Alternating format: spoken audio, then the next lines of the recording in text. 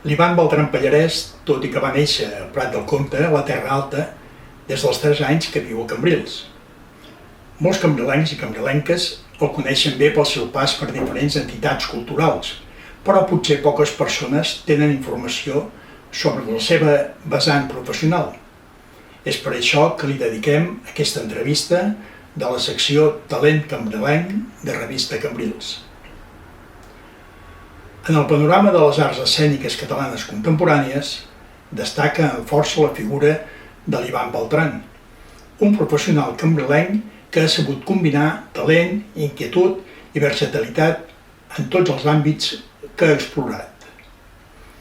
Director escènic de reconegut prestigi, Beltran ha deixat empremta en nombroses produccions musicals i teatrals, aportant una mirada creativa i rigorosa que transforma cada projecte en una experiència singular.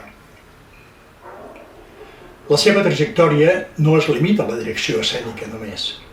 És també músic, filòleg i gestor cultural, fet que li confereix una visió multidisciplinària i profunda del món artístic. Aquesta combinació de coneixements li permet abordar les arts escèniques des d'una perspectiva rica i matisada, on el llenguatge, la música i la posada en escena dialoguen amb naturalitat. Actualment, l'Ivan Beltran exerceix com a professor de direcció escènica, dramatúrgia i interpretació a l'Institut del Teatre de la Diputació de Barcelona, on transmet la seva passió i experiència a les noves generacions d'artistes. A més, ha estat implicat en la direcció artística i producció tècnica d'esdeveniments importants, demostrant una gran capacitat d'adaptació i lideratge. Amb una carrera marcada per la inquietud intel·lectual i la recerca constant de nous llenguatges escènics, Ivan Beltran és, sens dubte, una figura destacada en el teatre català actual. Espero i desitjo que aquesta entrevista sigui del vostre interès. Ivan, tot i que vas néixer a Prat del Comte, a la Terra Alta, has passat una gran part de la teva vida a Cambrils. Quins records tens de la teva infància quan vas arribar a Cambrils? Per quin motiu? Si és que els pares van venir aquí, com es van produir aquestes circumstàncies? Podem dir que pràcticament que he viscut tota la vida aquí a Cambrils. Perquè hi arribo, jo soc nascut l'any 74, però a finals del 74, al novembre. I jo arribo aquí a començaments del 78, per tant tenia 3 anyets. Quan venim perquè meus pares venen a treballar aquí. Ma mare era mestra i va ser destinada aquí, en aquestes aules del Joan Ardèvol. Sí, ella va ser directora també? No, va ser directora del Marinada. Però el Joan Ardèvol va ser la primera escola on va fer classes, o sigui, aquí a Cambrils. Jo també va ser la primera escola. No, jo vaig anar primer a Pàrvols, allà a la Parellada, amb la senyoreta Rosita, també hi ha la seu de la AAA, també. Allí hi havia uns Pàrvols i jo vaig començar allà. Després a la Parellada i aquí al Joan Ardèvol, quan això ho era, vaig començar aquí. Hem avançat. Arribem al 78 perquè ma mare era mestra aquí i mon pare també el van destinar a la Caixa, aquí a la plaça Marquès de Marianao. I per tant, els primers anys se va donar el cas que ma mare havia estat mestra a Pratdip i des que naixo fins als 3 anyets vivim a Pratdip. Mon pare anava i venia aquí, però després ja vam acabar venint, esclar. Llavors, jo me'n recordo, tinc els primers records de Cambrils, primer d'enyorar-me de Pratdip, de la padrineta que tenia allà, que l'estimava molt i em cuidava molt perquè era petit, però el primer record, tinc 2 grans records d'aquí de Cambrils, perquè a vegades per les imatges tens com moltes coses, moltes sensacions i emocions, i recordo, els reixos passant ja en els cotxes per baix pel port, ho vaig al·lucinar jo, clar, tens 3 anys, i la Fira de Cambrils, perquè vam vindre a viure per la fira, més o menys. I des de casa, perquè vivíem aquí al carrer Forn, sentia les atraccions, les sirenes, sí. Exactament. I són els primers records de Cambrils, és molt bonic, aquests records. Aleshores... De la infància, les amistats, els jocs que fèieu, en qui anaves? De la infància també tinc anècdotes molt boniques perquè és una infància on la passàvem molt al carrer, com als pobles abans era. I per tant tinc molts records del carrer, de molta gent, de molts xiquets, del Guillermito, que era fill d'un policia que vivien allà al carrer Creus, no sé si ho recordeu, a una casa que ara ja no hi és, que ja la van tombar i s'ha refet. I tinc una anècdota molt bonica que de petits els xiquets també són molt cruels i hi havia un xiquet que ens caiem molt malament i després hem sigut molt grans amics, que era el Javi Bordera, que de petits no ens tragàvem bastant i pel carrer hi havia corredisses i vull dir que me'n recordo molt de tota aquesta època. Com dius, has estat molts anys a Cambrils ja, però al moment les arrels són del Priorat, no? Aquests Terralta, aquests sentiments cambrilencs, o suposo que es diu Prat de Conti, no? Prat de Conti, sí. És una pregunta molt difícil. És molt difícil perquè ets d'allà on vius i en fas les primeres coses i a Cambrils he crescut tota la vida, a Cambrils he tingut totes les primeres experiències, has tingut la primera nòvia, has tingut el dentista, la gestoria i per tant t'hi sents molt arrelat. I a més, encara m'hi sento bastant vinculat. D'això en podem parlar perquè, clar, el fet d'haver de marxar fora, aquí a Cambrils continuen passant coses i tu no hi ets, no? I per tant el poble continua avançant i tu no hi participes tant, però hi vas venint, però no hi ets al dia a dia. Això a vegades te desarrela una mica, encara que no vulguis, perquè no en formes part. Però hi han passat moltes coses. Jo em sento molt de Cambrils. De fet, molta gent a Barcelona em coneixien l'Ivan de Cambrils. I, per tant, de Cambrils. El que passa que de Prat de Comte, la Terra Alta, és casa meua, també, perquè d'allí prové tota la meva família i molts caps, quasi tots els caps de setmana estàvem allà i allí també has crescut allà, tens uns iaios que el vincle era molt fort i són els que t'ensenyen molta cosa de la vida, de la cultura, de cosa d'oralitat, molts contes, moltes històries i t'hi agafes d'alguna manera allà. I ara també continuem anant. I segueixes tenint família? Allà continuem tenint família, sí. Llavors, és una pregunta molt difícil. Jo em resistixo a haver de triar. Qui t'estimes més, el pare o la mare? No pots triar sobre això, no? Mentre eres a Cambrils, participaves en alguna entitat? Sí, a Cambrils. Sí. A Cambrils jo vaig formàvem part d'una generació que... A Cambrils hi va haver una època en què el moviment associatiu va ser molt fort. Jo crec que ara també passa molt. Gileros i mariners, sempre hi ha hagut la revista, sempre hi ha hagut la Triple A, la Coral, hi ha hagut moltes coses, a Baix de la Platja també moltes coses. Però a la meva època hi havia coses. Jo em vaig participar a forces a la Coral, vaig passar per la Coral molts anys i per tant això fa vincle. Vaig estar a la revista Cambrils també, algun temps.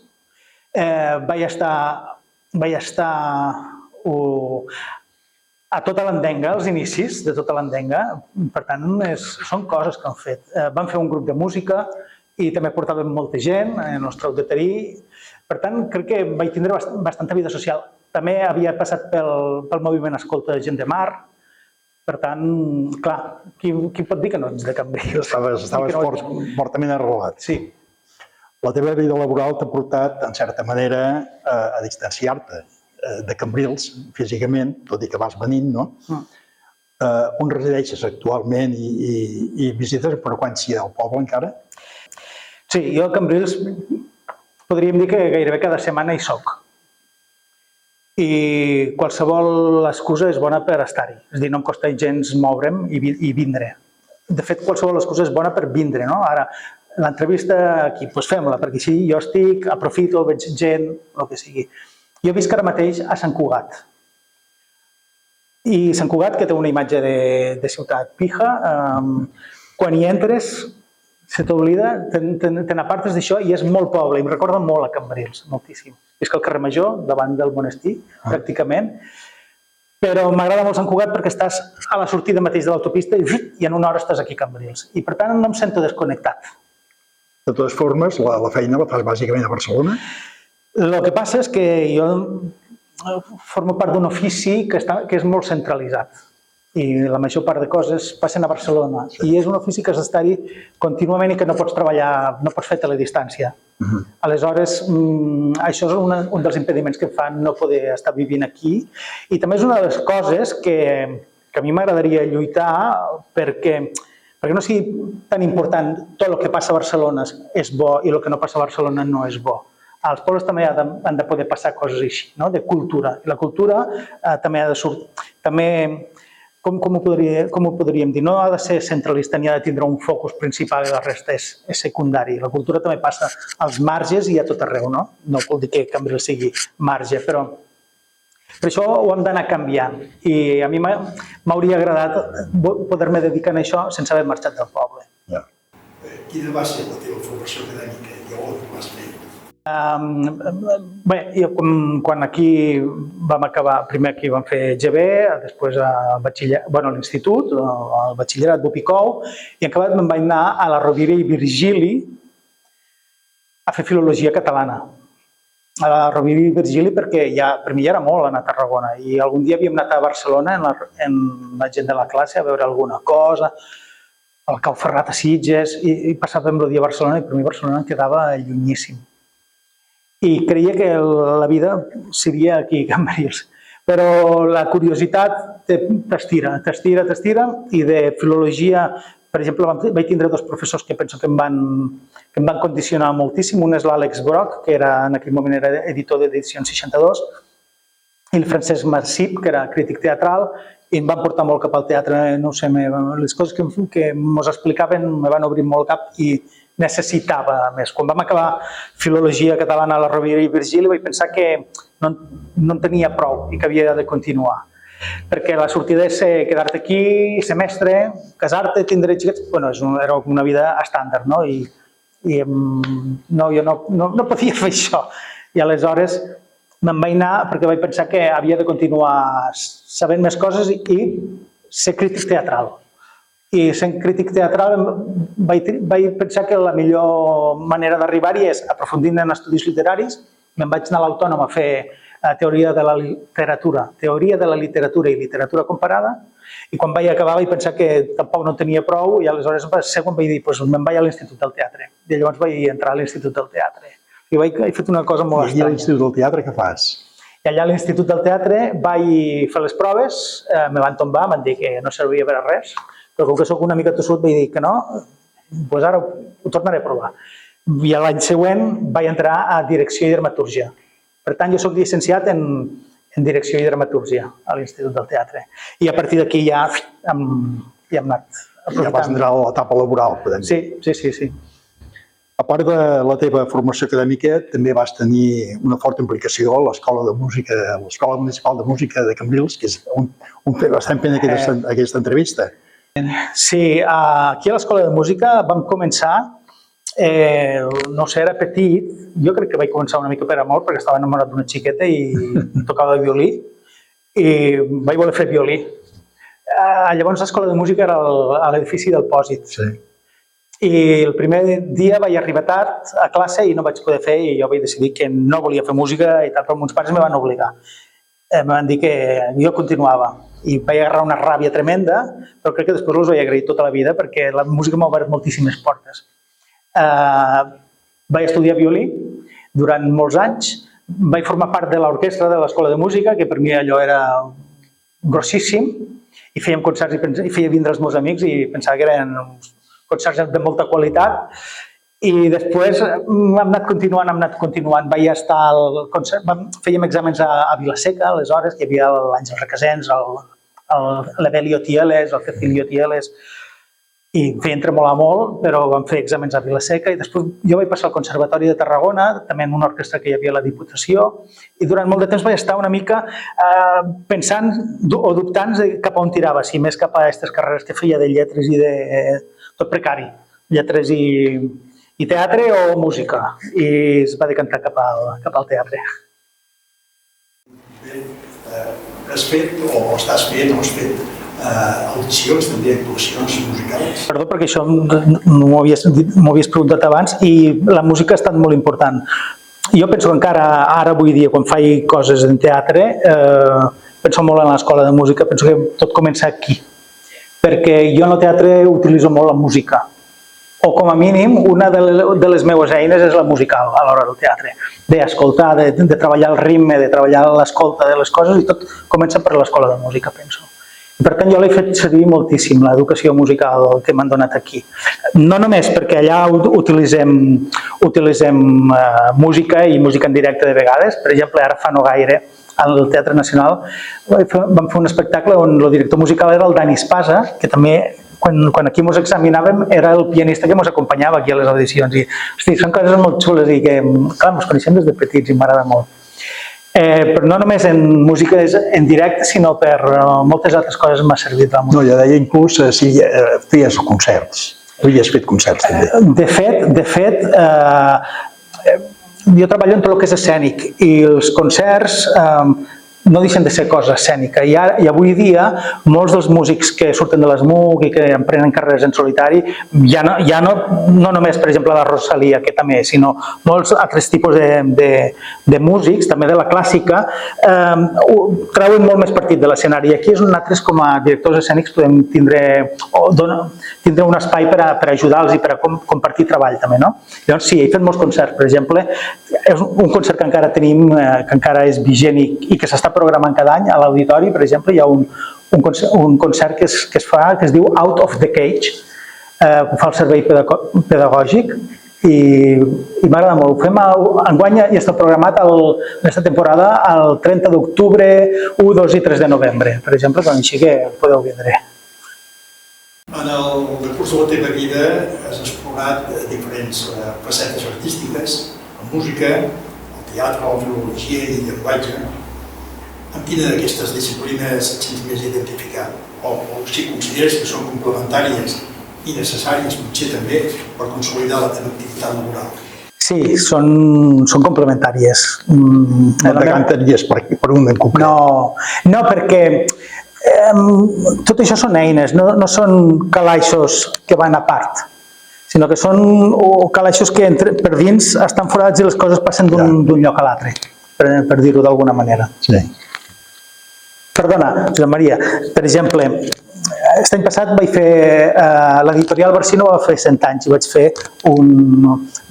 volien fer un petit espectacle i m'ho van demanar a mi. Sense saber música, sense haver fet filologia o llegir molt, perquè la filologia m'ha portat a llegir molt o llegir molt m'ha portat a la filologia, no ho sé. Però sense saber totes aquestes coses, sense saber teatre, no hauria pogut fer aquell concert que vaig fer. A lo millor hauria fet altres coses, però aquella marca personal és la barreja de totes les coses. Està clar. Actualment ets director escènic, has participat en moltes obres importants, amb personatges rellevants, suposo, del teatre. Quina és la funció concreta d'un director escènic? Bé, la funció és... El teatre el que té una cosa molt bonica, que és un treball col·lectiu. Llavors, el director escènic, i cada dia és més col·lectiu en el sentit d'horitzontalitat, on tothom aporta les seues coses, ningú és més important que altre. Això ho dic perquè abans el director escènic estava com a dalt de tot d'una piràmide i tot era com estava al seu servei. Jo no ho concebo gens així, per tant ho veig bastant col·lectiu i això és una cosa que m'agrada moltíssim. Participar-ne d'una cosa entre tothom, formar molt part de la meva manera de ser. Però la funció, ja des d'aquest punt de vista, és aquell que a vegades sap engegar un projecte i donar-li una direcció concreta, però també trobar les complicitats perquè tothom empenyi cap en aquella direcció. I en el cas a l'hora de treballar amb els actors, en els intèrprets o en l'equip artístic, el que fa el director o la funció concreta és que té una mirada des de fora, una mirada més distanciada, on pot veure que allò, més allò, aquell un, més un, facin un a l'escenari, una cosa unificada. Una coordinació, podríem dir, de tot plegat. Sí. Com equilibres la teva mirada com a creador amb les necessitats del públic i dels sectors? És complicat, això? A veure... Que són interessos molt diferents i visions molt diferents, no? La del lector o la del... Sí. Jo tenia un mestre que deia que treballem un mes i mig per a nosaltres i després treballarem el mig mes que queda per al públic. Però penso que el públic l'hem de portar més cap a nosaltres que no nosaltres anar a donar-los el que vol, perquè si no hi hauria una qüestió perversa de que estem volem fer agradar. Clar que volem que agradi la cosa perquè volem que vingui gent, perquè volem que estiguin atents, però crec que els hem de saber de seduir des d'un altre lloc. És a dir, el que per mi trobo que ha de ser seductor és el missatge, és allò que expliquem i com ho expliquem, no? L'embolcall, però també el de dintre, o el de dintre, però també l'embolcall. I és això el que hem de saber presentar. En els intèrprets el que fem és compartir una idea perquè tots la tinguem molt clara del què volem fer i com ho volem fer, i llavors anar cap a això i fer-ho molt bé. Si ho fem molt bé, agradarà. Sí, sí. Què busques quan treballes amb dramaturgs o textos ja existents? Fidelitat o reinterpretació? Fidelitat. Jo penso que és fidelitat. Però a veure, fidelitat, si trio un text és perquè hi ha alguna cosa que m'interessa molt d'aquell text. Posem un Shakespeare, posem per cas que és un Shakespeare, no? Hi ha un text de Shakespeare que m'interessa molt per la situació, per on passem o pel que calgui, pot explicar moltes coses, anem a fer allò. Ser fidel a Shakespeare no vol dir fer-lo com se feia, perquè això és museu i això ens quedaria molt lluny i a més quedaria molt desvinculat. Jo penso que ser fidel és entendre que explicava aquell text i explicar-ho des del nostre punt de vista d'avui dia. Això fa que de vegades els clàssics no els toquem tant perquè n'hi ha alguns que no envelleixen bé i que recorrem a textos molt més contemporanis perquè tenen alguna cosa molt més propera a nosaltres. Però hi ha molts textos clàssics que encara tenen alguna cosa que ens és molt propera, no? I el que busco és ser fidel en allò, perquè si no, no sé per què faig allò. Ja faria una altra cosa. Definiries el teu estil escènic d'alguna manera determinada? Sí, l'altre dia vaig voler anar a vendre'm en un teatre gros i de fet me van preguntar, però tu quin llenguatge diries que és el teu? I em vaig quedar una mica així, em va fer ràbia, després porto molts dies pensant-hi, perquè penso, jo sí que tinc un llenguatge molt clar, el que passa que hi ha gent que el té molt marcat i aquesta és la seva senyal d'identitat, no? I en el meu cas, jo crec que sí que tinc un llenguatge molt clar, però no es tradueix en una cosa estètica. O sigui, soc molt auster, m'agrada molt ser molt transparent, mirar de ser com molt honest en el que fas, no enganyar, no fer veure, no voler posar més pa que formatge, per entendre-ho d'alguna manera, i una cosa que sí que és identificativa meua és que els intèrprets a l'escenari parlen molt des de la seva veritat. És a dir, en una obra que vaig fer fa poc, hi havia la productora era una actriu ja gran i molt reconeguda que feia de productora, havia posat diners i que deia, estos actors no estan bé. I no era veritat. I ens barallàvem molt perquè jo li deia, escolta'm, fes-ho tu si vols, que ho estic fent jo, que tu has confiat en mi, però deixa'm treballar. Perquè ella tenia una idea molt marcada del teatre. El teatre ha de ser així i s'ha de dir així i s'ha de pronunciar superbé. Depèn, no? Jo prefereixo que no parlin de vegades tan bé, però que parlin molt més de la veritat, perquè jo penso que arriba molt més, connecta molt més ràpidament amb el públic. I aquesta sí que és identitat meua. Hi ha alguna escena o espectacle que consideris un repte especialment significatiu en la teva trajectòria? Jo que t'hagi marcat, t'hagi motivat? Sí, hi ha algunes coses.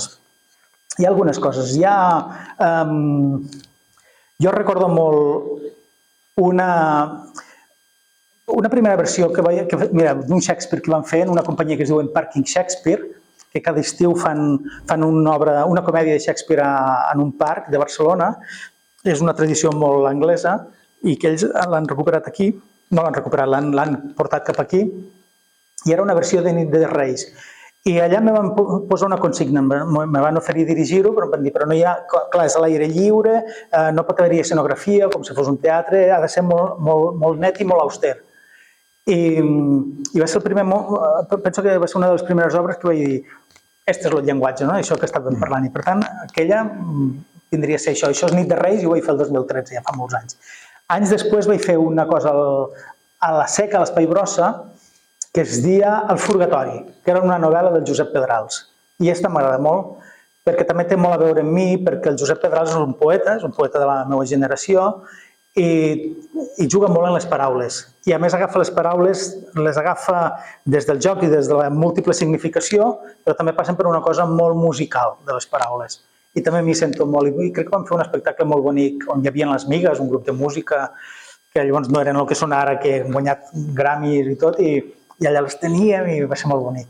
I la darrera que he fet, que és ara al gener, una cosa que vaig dirigir jo al Teatre Nacional, que es diu Els contrabandistes de llibres de Daraya, crec que és el que més me representaria, era aquesta obra en la que em barallava en aquesta productora, perquè vaig agafar un tipus d'intèrprets que no són gens a l'ús, no són aquells intèrprets que un espera. Per començar, la protagonista no era una actriu professional, sinó que era la Laura Rossell, i no feia com els gestos que fan les actrius ni res. Però volia que encarnés una periodista. Llavors ella deia, però jo com faig el personatge de la periodista? És que tu no has de fer cap personatge de periodista, tu has de fer de tu, simplement. I llavors ens estàvem apropant a la veritat, i això estic molt content, perquè no enganyem, i jo no vull enganyar la gent. Si no agrada, no agrada, però això és el que ens expliquem, no? Va tenir molta difusió, aquesta obra. Potser pel personatge, no? Perquè és un personatge conegut. Sí. Se'n va parlar molt. I el tema és un tema molt dur, un tema molt actual. Estem en una època, en un món. Avui sortia al diari, avui i ahir n'han parlat força, els mitjans de comunicació, que des de l'any 1946 o així no hi havia hagut tantes guerres al món. I ara estem en un punt molt fort. I aquest text aborda un episodi de la guerra de Síria i ho tractàvem molt, clar, parlar de la guerra al teatre on el públic està assegut en una butaca còmodament no pot estar confortable, no podem parlar des d'esta frivolitat i sentir-nos importants perquè parlem de la guerra i no provocar-nos res, no? Crec que això és molt pervers també. I m'incomodava força perquè era molt descarnat, però és el que hi ha. Expliquem una mica el món. I això era fort. Tens alguna persona referent que t'hagi marcat en la teva carrera professional?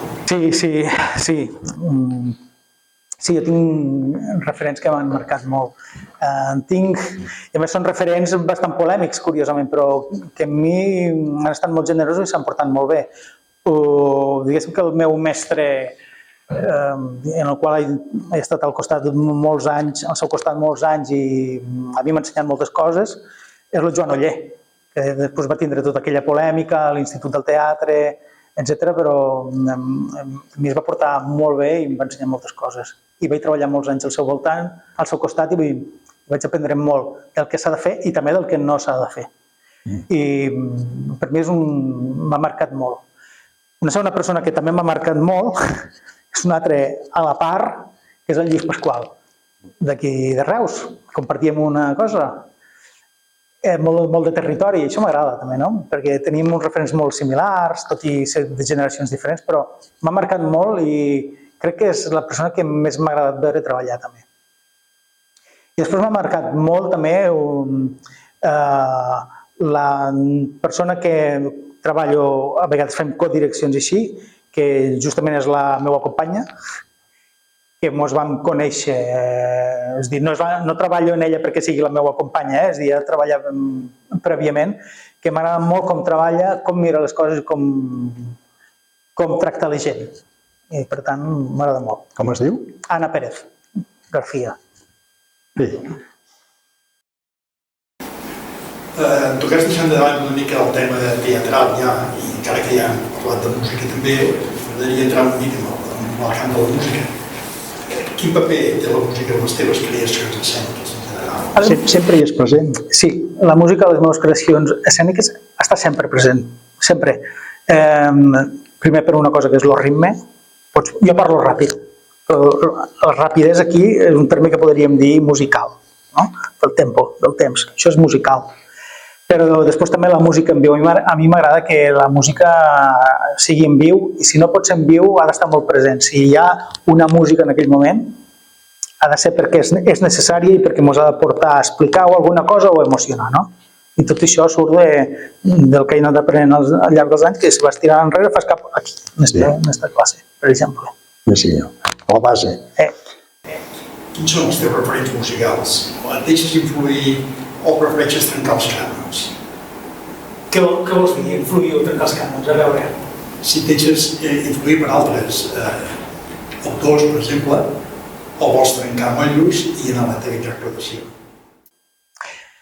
A veure, trencar per trencar no, Ja no estic aquí, quan ets jove et vols menjar el món i vols trencar coses i creus que marcaràs coses, però diguéssim que soc molt curiós, que paro molt l'oïda i la mirada també, i m'agrada molt agafar moltes coses. De referents en tinc molt diversos. Una font de referents, moltes vegades, ha estat mon germà, que també és músic, que és violinista, que també va començar aquí a l'escola i ella va pel món. I és un gran referent i font d'inspiracions musicals, però després hi ha moltes coses al voltant que escolto. A la ràdio m'arriben moltes coses. Mon fill m'aporta moltes coses ara musicals.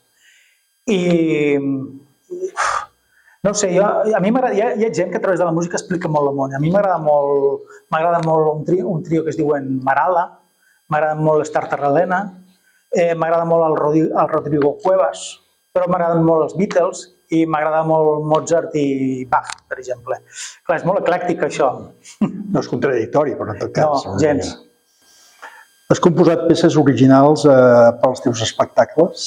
No, jo no he composat coses per als meus espectacles, crec recordar, però sí que treballo amb gent que compon música o que proposa música i dialoguem molt i incidim molt. No perquè jo en sàpigui més, però perquè també m'agrada molt, no? I perquè la meva formació musical m'ho ha permès.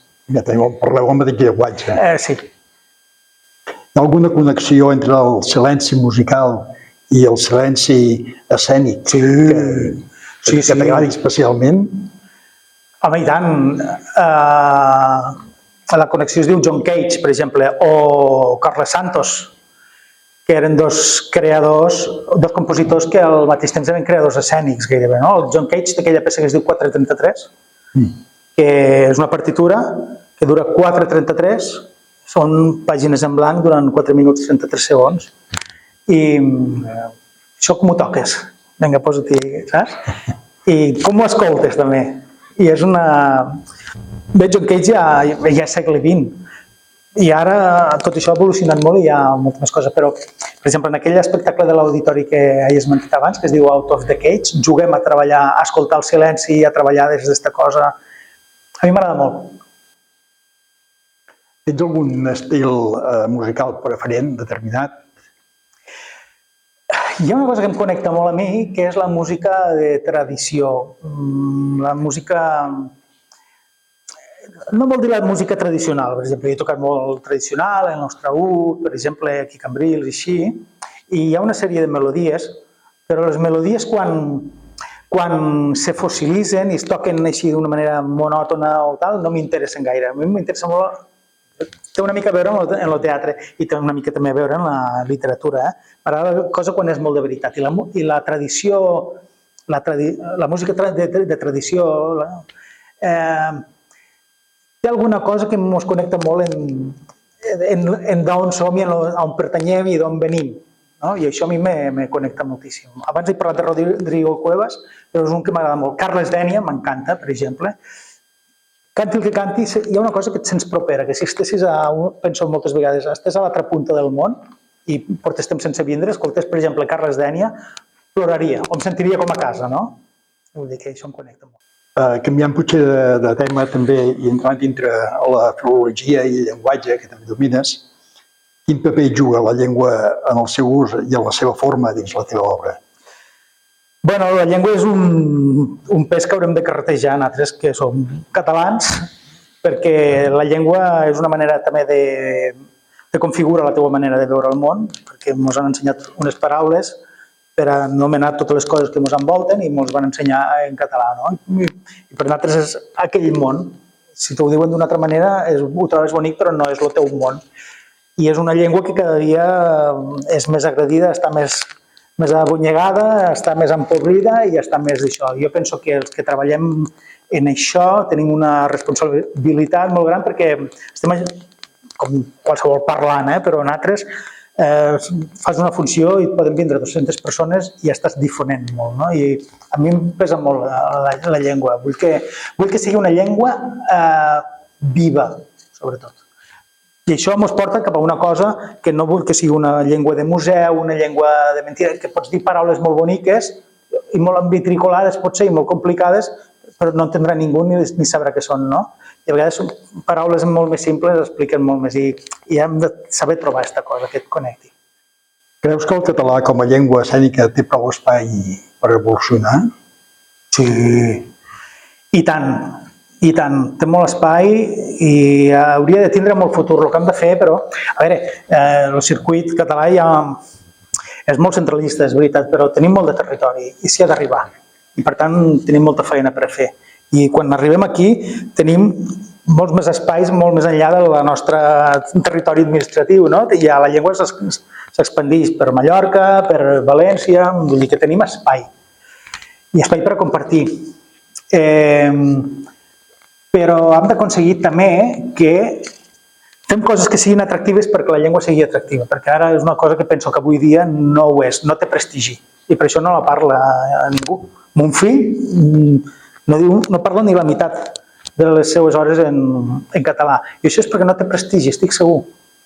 I s'ha de trobar la manera que ho trobin interessant, que els atragui, que això. I per tant, en aquesta feina nostra, això és bastant important. La televisió deu ser un mitjà important. Jo crec que hem d'obrir-nos a altres mitjans avui dia, perquè els xiquets no miren la televisió. Estan enganxats als mòbils i als ordenadors. I això són uns altres canals. L'extrema dreta ho ha sabut aprofitar. I jo crec que nosaltres ho hauríem de ser, nosaltres vull dir, els que no som l'extrema dreta, també hauríem de ser molt més intel·ligents i saber-ho explotar molt més. Has fet alguna cosa per televisió? I has entrat en aquest camp? No, mai, ni pel cinema, no. Hi ha molt encara per a recórrer en el teatre, es pot arribar. El teatre té una cosa del directe i de la proximitat que la televisió ni el cinema no tindran mai. Ja. Com veus el futur de la llengua catalana? Futureta, futuret. Jo pateixo, jo no sé si... A vegades, de sobte, veus brots verds, no? I penses, hi ha coses que perviuran molt de temps, però... És això que estava dient, necessitem... Ostres, a mi em preocupa molt quan veig a mon fill i veig que li dic coses i em diu, eso. Saps què passa? Que tampoc no el puc obligar cada dia a dir-li, no és eso, es diu això, perquè llavors això ho rebrà com una imposició. I hem de saber trobar la manera. Si trobem això, hi haurà futur. Equilibrar les dues coses. Quins són els principals espectacles en els que has treballat? Bueno, en aquest ofici meu que tinc, com a director escènic, un dels oficis que també puc fer ja, i que faig molt i que més m'agrada molt fer i que fa molts anys que faig, és també fer d'ajudant de direcció. Aleshores, he participat o he dirigit jo molts espectacles, però també he participat en molts espectacles com a ajudant de direcció. I, per exemple, ara, en aquests darrers anys, estic molt content perquè he format part d'una sèrie d'espectacles que no m'havia passat mai de dir, ostres, això ha estat un èxit. Això, ne diem, ho ha petat. Un dels darrers ha estat un que es va acabar ara fa no gaire, que és La tercera fuga, que es feia al Teatre Nacional.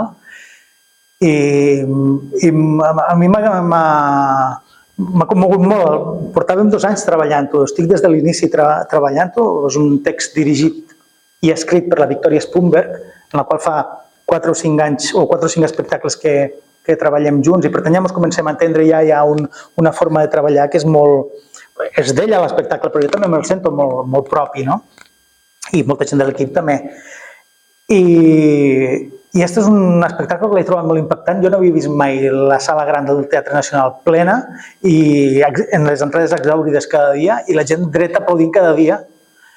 No m'havia passat mai. I penses, que xulo que és això. I això m'ha impactat molt. I l'anterior que havíem fet en ella, que es diu L'imperatiu categòric, que es va fer al Teatre Lliure, també va ser com un fenomen. I aquests m'han impactat. Un altre que em va impactar molt és un que vam fer amb el Lluís Pasqual, que es deia In Memoriam, que anava sobre la Quinta del Biberó.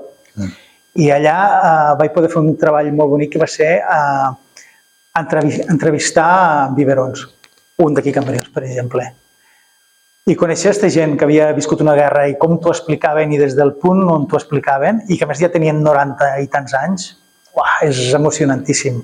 Te connecta amb la història directament. En quins teatres has treballat més sovint? Has parlat diverses vegades del Nacional, de l'Auditori. Sí, he treballat molt al Teatre Nacional i al Teatre Lliure a Barcelona, que són dos teatres públics, però no només teatres públics, també he fet molts teatres privats, d'una productora que es diu Focus, per exemple, on estic treballant ara mateix, que tenen el Teatre Romea, la Villarroel, són teatres on tot sovint hi fem cap. I jo quan vaig començar no m'ho hauria imaginat mai i hauria firmat tot el que he fet si m'ho haguessin dit en aquell moment i estic molt content. He treballat a tots, al Liceu, a l'Auditori, home, és guai. És molt xulo. Quin és el teu mètode per passar de la idea que hi hagi a la posada en escena? El mètode és creure en el que fas i que, bueno, això de ser molt honest, és anar a poc, fent que cada cosa que es faci no es faci perquè sí, ni es faci per omplir, i que no desperdiciar cap moment de tot el que fas. Tot el que surt a l'escenari, si parlem de teatre, tot el que surt i tot el que passa a l'escenari ha de ser per algun motiu, no ha de ser perquè sí. Si és perquè sí, no ens interessarà. I aquest és el meu mètode. Què et costa més, començar un projecte o donar-lo per acabat? El que em costa és, potser diria començar-lo perquè per aixecar un projecte, clar, necessites gent i per atendre la gent necessites diners. I penso que d'aquest ofici nostre el més desagraït i el més costós és trobar els diners i tindre els diners per a cada producció. I per tant costa més engegar-lo. Què voldries que el públic sentís o et preguntés al sortir d'un dels teus espectacles? No ho sé. O què sentís, no? Home, clar, tothom és molt vanitós i vol que hagin agradat molt i que s'hagin aixecat a aplaudir. No sé si és això el que vull. Ara ens ha passat en la tercera fuga i flipes, és molt bonic, però ho mires des d'una distància, és com si no anés gaire en tu allò, posa la gent contenta i no em posava especialment... Sí, no ho havia viscut mai i és al·lucinant, però no sé si és això el que prefereixo. El que vull és que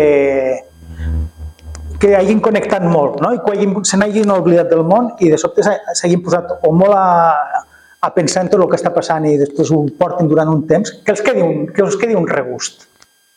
Que els quedi un regust o alguna emoció. Et sents d'alguna manera actor també quan surten a saludar al final d'una obra? No. En definitiva, tu ets el responsable en certs casos de direcció. No, soc corresponsable igual que ells. No, però vull dir, esclar, llavors estàs al mateix nivell que ells i hauries de sortir a saludar i sí, però a mi no és el teu tarannà. No, si ho fos... Però vull dir, ho veus des del darrere. Sí, això sí que m'agrada veure. Així és l'èxit. Sí, això sí que m'agrada molt veure-ho, però en aquell moment és ells ho estan fent cada dia, els intèrprets. No, potser és un dels meus defectes que sempre he sigut molt... No m'agrada així, ensenyar-me ni vendre m'hi n'hauria de saber més. Però no, també és una de les coses que vull que sigui. És dir, ara ho estàs fent tu, és teu, és nostre, però ara saludes tu perquè tu ho has fet. Com són en general aquests actors més famosos? Són persones, la majoria. Són persones normals i corrents, no tenen egos? Hi ha qui en té, però com a la vida normal, conduint te trobes bastant gilipolles suelto, doncs en els intèrprets passa igual, vull dir, hi ha de tot. Com sorgeix normalment la primera espurna d'una idea escènica? Perdona, Josep Maria, en això de com és la gent, el que diferencia els intèrprets respecte a gent que no ho és que ells per treballar posen un material que és molt més sensible que, sense desmereixer, però qui fa de taxista, per exemple, perquè no t'impliques emocionalment, ni t'exposes. I això és molt més delicat, i vull dir que això també ha de ser una mica comprensible de vegades. Abans feia mig broma, també ho dic de veritat, el que hi ha per tot arreu, però cal tindre en compte que aquesta gent s'exposen cada dia davant de molta gent que després opinen lliurement de no m'ha agradat gens, ho fa molt malament, i dius, bueno, hi ha moltes hores de treball a darrere, una cosa és que no t'hagi agradat, l'altra és que tot, bueno, no sé, tot és molt opinable i això és exposar-se, i després que tenen aquest material seu sensible, que és treballant en les emocions i tot, i això també no tothom ho sap fer, ni tothom s'atreveix a fer-ho, vull dir que... No dèiem això de que com et sorgeix normalment la primera espurna d'una idea escènica? Pot sortir de moltes maneres. Pot sortir per una emoció, tens ganes d'estirar d'aquella emoció que tens i estirar del fil i desenvolupar-la, o pots llegir una notícia i dir, ostres, jo vull parlar d'això, vull tirar per aquí. És a dir, que els punts d'inspiració són diferents, però, com deia el Picasso, sempre t'han d'enganxar treballant. Quin paper juguen els assajos en la redefinició de la idea original? Bueno, els assajos són la cuina. Fonamentals, suposo. Sí. Tu vols fer una paella i has d'anar a comprar, has de triar les millors coses i després les has de coure. Doncs és el mateix procés. És el mateix procés d'una obra de teatre.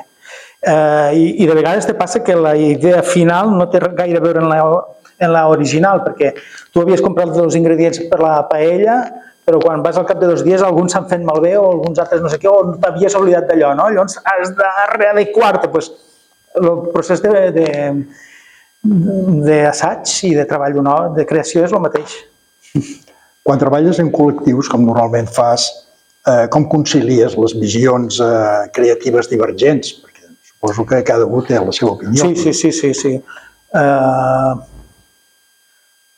A mi m'agrada que es discrepi perquè això fa avançar, però sempre crec que darrere d'una discrepància o darrere d'un no acabar de veure-ho, ens ha de portar cap a un diàleg per reconstruir cap a una cosa com una nova, anar creixent. Jo penso que ha de ser així. Aquesta és una de les funcions del director escènic, que abans també n'havíem parlat, que és intentar portar la gent cap a la mateixa idea, però llavors mirar de recollir el que cadascú aporta.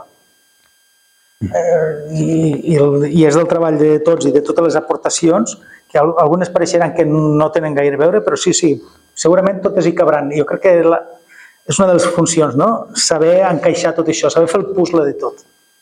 Què se sent el dia de l'estrena? Nervis. Nervis perquè has estat cuinant i això que et trauràs a taula voldràs que agradi, no? I voldràs que no que tingui el gust que esperaves. Així que hi ha certs nervis. Com saps que un projecte està acabat? Hi ha alguna manera d'intuïció escènica o sempre vols més? Sempre vols perfeccionar? Jo soc dels que pensa que el dia de l'estrena comença tot, no s'acaba.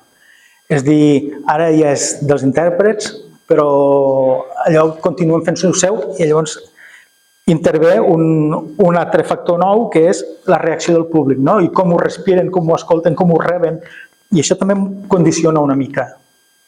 Jo penso que no mos ha de...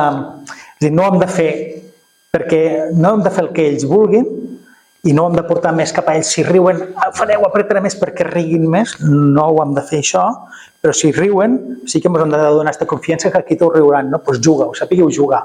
I això fa que l'obra sempre vagi creixent i modificant-se una mica, sense desviar-nos. Llavors jo penso que això no acaba mai, sinó que té recorregut. Quins projectes tens actualment en cartera? Bé, ara estem en una època en què en tinc. Per sort, per exemple, no m'havia passat mai, ara des del novembre passat, tinc una cosa perquè aquest ofici nostre és molt precari i a vegades hem patit molt i de sobte treballes molt i de sobte no treballes gens, però jo ara he aconseguit tindre una cosa que pareix que serà força regular, que és he entrat com a professor a l'Institut del Teatre. Llavors això em dona una certa regularitat. Estic encantat de la vida. Però paral·lelament continuo fent coses. Aleshores, els meus propers projectes són, ara al mes d'agost s'estrena a Mèrida una producció en la qual ja estic treballant, que és a partir del llibre de la Marguerite Yourcenar, que és Memòries d'Adriano. Dic Memòries d'Adriano perquè ho sé fa en castellà, a Mèrida també és una mica lògic. Després se'n va a Madrid i després se portarà a Barcelona, que ho fa el Lluís Omar, és el protagonista. És l'única veu, de fet. I estic molt content de treballar veus. És un d'estos històrics que té una tradició i treballa molt, m'agrada molt veure. I després d'això reprendrem un projecte que havíem fet durant molts anys i l'any passat no ho vam fer, que és una coproducció en la Maldà Teatre, que és un teatre molt petitonet, que són les Nadales que fem cada any. I és una de les coses més divertides que he fet en ma vida, perquè a més són molt festives, són molt de compartir-ho i això em ve moltíssim de gust. I després, perquè m'agrada molt la cosa local i no trobo mai el peu d'aquí, tot el que és territori també m'agrada molt poder-ne participar i en la Camerata 21 estem treballant un espectacle nou sobre Pau Casals, que aquest any que ve farà el 150 aniversari del seu naixement, si no m'equivoco. Sí, 150 anys. I estem treballant un espectacle. És un referent, Pau Casals, també. Sí. Clar, coneixíem el que coneixíem, és una figura, però ara que l'he treballat a fons, és un home, és un artista, que això que parlàvem, que podria tindre un gran ego i tot això, i va posar els seus valors per davant del seu talent. És a dir, va ser un violoncel·lista que va revolucionar la forma de tocar el violoncel, va canviar la tècnica, es tocava d'una manera molt estranya i ell va decidir, era molt jovenet, tenia 12-13 anys, va decidir que tocava d'una manera, es tocaven els braços així, que separava els braços, a partir d'aquí va fer una carrera internacional, que va ser una figura prestigiosíssima, i la guerra i el feixisme el van portar a dir jo només tocaré el violó, serà la meva arma contra la guerra. I no penso tocar a cap país que hagi donat suport a la guerra i sempre que toqui serà per a guanyar diners per a les causes socials i per lluitar per la pau. A part del discurs que va fer a l'ONU. A part del discurs que va fer a l'ONU. Que va crear història, no? M'encanta. És una persona amb valors. Jo penso que aquestes coses te poden portar molt cap a inflar-te, cap als egos i cap a no sé què. Però què en treus d'això? No en treus... Bueno, no ho sé, hi ha gent que sí que li agrada, però cadascú fa el que vol. Però crec que s'ha de...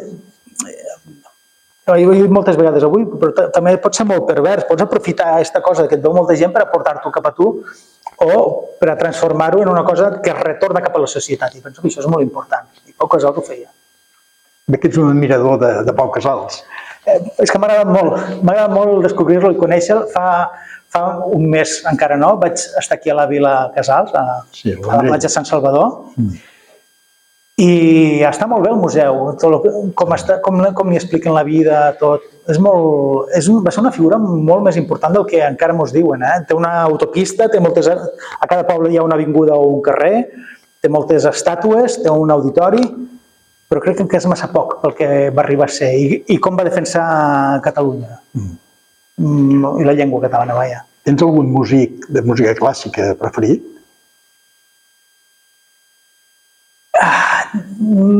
Sí, bueno... Sí, jo he tingut sempre admiració per directors, però... Bé, què et diré? Crec que la música clàssica... O sigui, ara hagués dit algun nom d'algun director que me flipaven així, però crec que la música clàssica és un món on hi ha hagut com... Ha estat un món molt conservador. Per exemple, hi ha directors, no se m'acut gairebé cap nom de directores. Així que no diré cap nom i crec que hem de fer que surtin més directores i més dones solistes i... Ara no diré cap nom, mira. Entrant en el tema de Cambrils, encara que estiguis treballant fora, doncs evidentment, com si fossis, com veus l'activitat cultural actual de Cambrils? Bueno, a Cambrils sempre hi ha hagut molta... A Cambrils sempre hi ha hagut molta activitat, però penso que és un punt estratègic molt important que com a poble hauríem de reforçar moltíssim perquè dona pertinença, per exemple, no? I Cambrils, que ha crescut molt, jo crec que s'ha disgregat molt també i jo tinc la sensació que necessitem llocs d'encontre, que siguin molt més d'encontre entre la gent i que agafin gent de diversa procedència. Falta molt, no?, per enfortir. I la cultura pot ser molt clau en això. Es fan coses, es fan moltes coses, però també hi ha moltes mancances. Estem aquí en unes infraestructures ara l'escola té 40 anys i encara abans havia estat a Ardèvol. Ha crescut molt, no sé si necessitem fer moltes més coses. Teníem uns projectes parats de teatre, auditori, escola de música, d'equipaments. Falten equipaments segur, però jo crec que més que equipaments cal alguna cosa de contingut. Nosaltres, en l'Isaac Alvesa, fem el cicle Escena Cambrils, per exemple, que penso que ha de ser una cosa que no és per a fer teatre perquè sí només, que també, i ens ha de servir perquè la gent no li calgui sortir del poble, com jo vaig haver de fer que anava a Reus, a Tarragona o a Barcelona a veure teatre, i pots veure aquí coses de qualitat. Ho trobo fantàstic, que és una mena de retorn al municipi, per exemple, del que jo he pogut fer fins al moment. Però cal guanyar-nos públic, cal fer coses perquè vingui públic que no li interessaria a priori i que s'interessin i que diguin, hòstia, m'agrada ser de Cambrils perquè es fan coses. La cultura ha de tindre aquest paper. El que passa és que potser és necessari tenir aquesta infraestructura per poder acollir aquestes activitats, no? Segurament. El tema d'un teatre, Cambrils potser té prou dimensió per tindre un teatre propi i poder donar sortida a tot aquest talent que tenim al poble, no? Clar, Vila-seca, per exemple, ho té, per tant, nosaltres, per què no? Perquè per dimensions i tot això ho tindríem. El que passa que de vegades me fa por que les infraestructures o les grans infraestructures de vegades queden sobredimensionades i no se'ls en dona un bon ús, no? I llavors, jo sí que penso que és important, però també és molt important més el contingut a vegades que el contenidor. I hauríem de trobar coses que impliquin, que sàpiguin implicar la gent. Quin és el teu espai preferit de Cambrils? Si és que hi és? Sí, n'hi ha molts. M'agrada molt el passeig, anar als vespres a passejar. Passeig marítim? Sí, des de Vilafortunya passem Cambrils i arribem a la Llosa. Davant ni ponent. Sí. Però, per exemple, el Parc del Pinaret a mi també m'agrada molt. M'agradava més de petit que n'hi havia més, saps? Sí, perquè van perdent pins. Sí. Es van morint. A mi m'agrada molt. Encara que estiguis lluny, relativament, segueixes la revista Cambrils. I tant. Vols com a excol·laborador. Sí, la segueixo perquè a casa la rebem cada mes, però també hi entro molt a internet. Ne rebo les notícies digital i entro tot sovint. No hi estic desconnectat. No em participo tan activament de la vida diària, però estic al dia. Com has vist l'evolució de la publicació al llarg d'aquests 72 anys que té? Perquè, esclar, ha tingut unes fases, ha passat un munt de dificultats i ha entrat en la digital i això l'ha fet créixer, penso. No sé si ho veies de la mateixa manera i quina visió tenies tu, quina col·laboració feies de la revista. No, penso que ho has explicat molt bé, que ha sapigut adaptar-se als nous temps, ha sapigut evolucionar en paral·lel a tots els avenços que hi ha hagut tecnològics. Hi ha molts diaris que han desaparegut i no han sapigut resituar-se, fins i tot els grans diaris. L'altre dia estava en un bar i pensava, qui llegeix ara un diari? Quasi ningú. I jo, per exemple, sí que llegeixo la revista digital, i per tant, la revista, xapó. Moltes gràcies, Ivan, per aquesta entrevista. Desitgem molta sort tant a nivell personal com professional i molts èxits. Gràcies per haver-me volgut fer, jo estic molt content d'haver xerrat amb tu.